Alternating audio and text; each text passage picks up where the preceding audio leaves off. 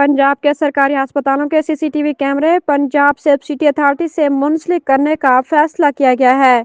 महकमा specialised health care Punjab ने बाज़ाब्ता notification जारी करते हुए कहा है कि सरकारी अस्पतालों के इमरजेंसी और ओपीडी में नस्ब कैमरे बरह रास्त सेफ सिटी कंट्रोल रूम से मॉनिटर होंगे।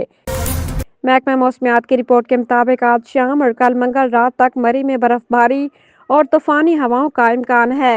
मरी गलियात में बर्फबारी का चौथा स्पेल हिफाजती इक़दाम हंगामी सूरत हाल से निमटने के लिए डिस्ट्रिक्ट पुलिस ऑफिसर मरी मोहम्मद रजा तनवीर ने मरी पुलिस इंतजामिया को अलर्ट जारी कर दिया।